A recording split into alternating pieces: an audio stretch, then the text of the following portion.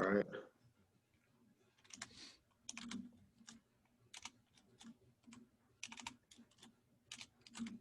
Hello, my name is Farouk Hassan. How we doing? I'm Dennis Manko. And I am Brendon Campbell.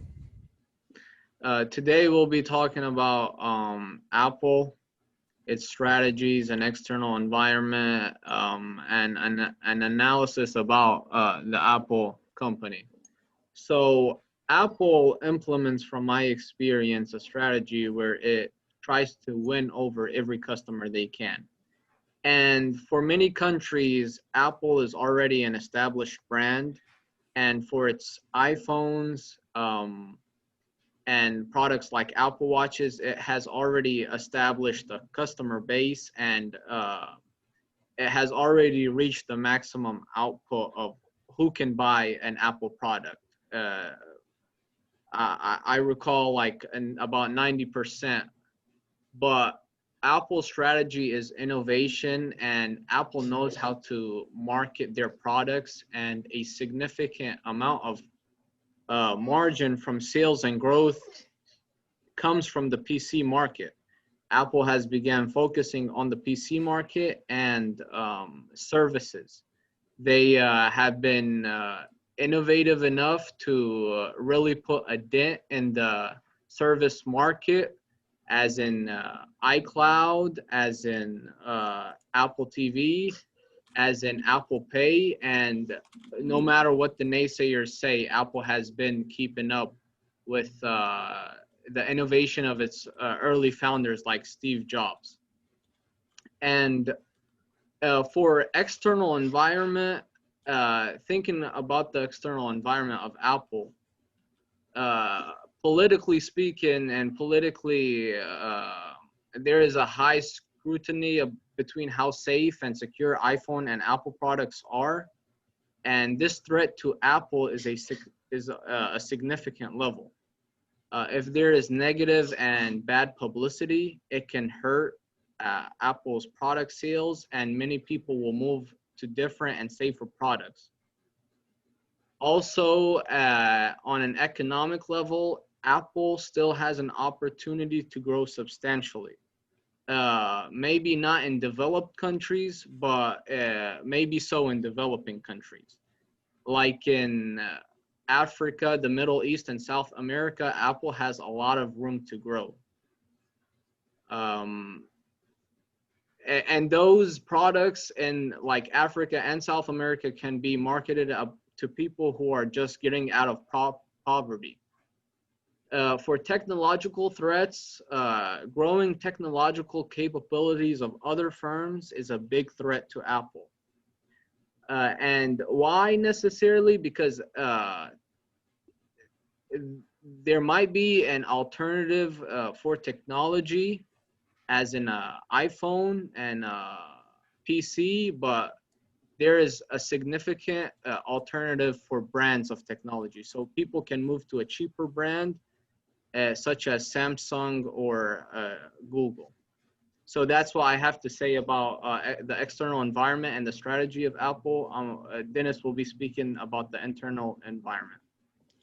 All right, so the internal environmental analysis of Apple is basically, so they have decent amount of strengths. They have a strong brand image.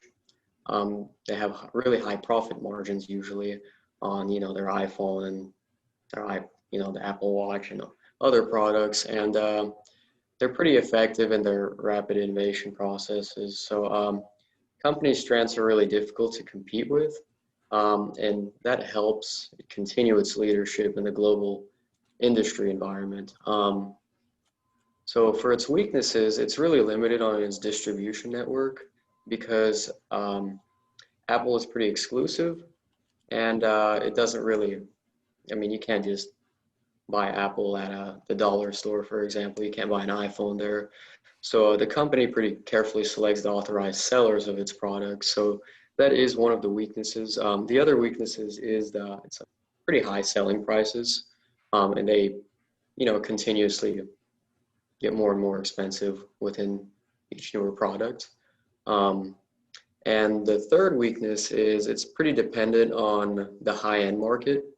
Um, so as far as its sales, they might have a way of growth in developing countries, but not now. The only growth they can kind of make right now is, they have to depend on the high-end market. So that is a current weakness. In the future, hopefully, it'll change, but that is a pretty bigger weakness right now. So with its financial analysis, um, Apple became one of the first corporations to pass $1 trillion worth in market capitalization. That was back in 2018. So their growth in sales and profits and their share price have continuously been driven up based on the sales of their products, not just their services. So they're pretty successful, with their sales alone. So as far as debt, they do have a long-term debt of $89 billion. That's a significant amount. Their current debt is at 20.4 billion, which is total of over $100 billion in total debt. That's not really the best. So the company posted in their quarterly revenue of almost 60 billion this year. That's a 11% increase from last year of this same quarter. So their international sales accounted for 60% of the quarter's revenue. So that's this year. So Apple's CFO, Luca Maestri, I have a quote for him. He said, "Our June quarter performance was a strong evidence of Apple's ability to innovate and execute during challenging times." So they're, aside from everything going on right now, Apple, still managed to continue, doing what it's doing.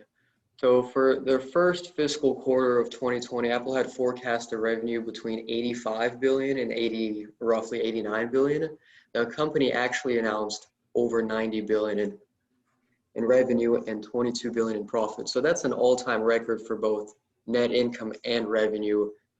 That was this year during COVID. So that's pretty successful for a company, speaking. So they have a pretty bright future going forward if they can go through a tough time like this.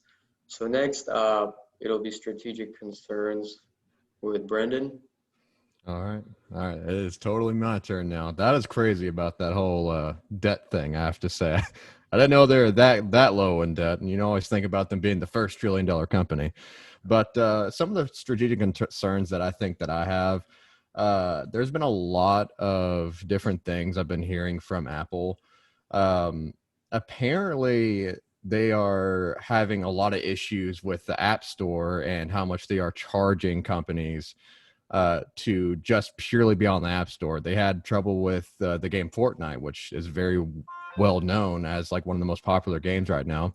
They are currently taking 30% of all App Store purchases from Fortnite and taking that cost to themselves and accruing that revenue just purely for being on the App Store. So I find that kind of a greedy strategic concern for myself, because you're not really giving creators a higher profit margin. You're kind of taking from them for them to be original, and it's more difficult for them to want to go through that resource to make some sort of profits.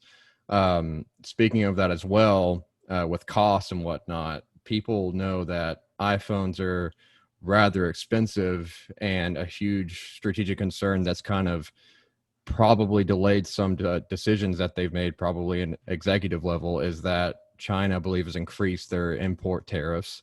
So manufacturing, delivering to America is going to be more expensive now than before. And so on top of that, they need to honestly focus on more things rather than just the iPhone and the Apple Watches. Because honestly, I didn't even know that until 2 days ago that an Apple Watch SE has been released. So they've been refraining from advertising as they would before. There was always like meetings, or there was always marketing everywhere in every store. You'd see huge signs, you'd see an advertisement of like a simple advertisement that'd be like relatable and like have good designs, would catch your eye and whatnot. But you don't really see that anymore. It's just like they assume people know what's happening. And I was recently at Best Buy and I worked with Apple and I didn't even know this after I left. I never saw anything. So I want to say that Bloomberg had interviewed Tim Cook. It seems like their strategic concerns are maybe being uplifted by this.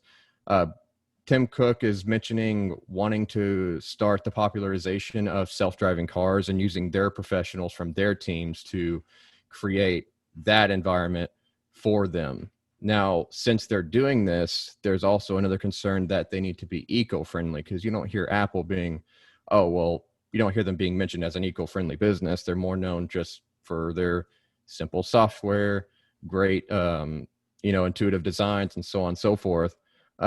So I think it's good and not as much dangerous for them with their strategies to focus on that. Also, Forbes had also released that wearable technology like Apple Watches, like the headphones, everybody knows how much they've been making. You see everybody with them. They Forbes expects those profits to double by 2022. So I think with their professionals as well, on top of the self-driving, they should focus really hard on increasing their focus on that smartwatches and more headphones, or even branching to something new on top of what they've done. So I want to say that's a good couple recommendations from me.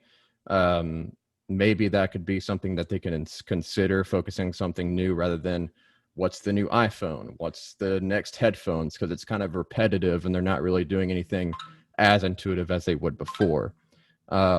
So I think that's pretty good there. Another huge strategic concern of mine as well is that Apple is getting sued for throttling like old phone CPU and their batteries, so that, oh, well, if I have this old phone, it's going to be this bad thing that I'm going to have, and it's all getting old and like weak and running out of battery quickly, so that you'll buy something new. And that's kind of a word for, it's like maybe scummy.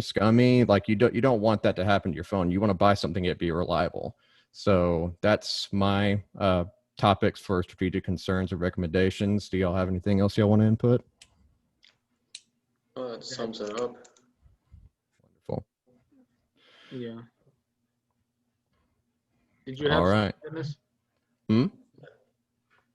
Dennis? I was saying, did you have something, Dennis? No, that sums it up. All right. I think we covered some good ground here. Yeah. Yeah. Well, all right.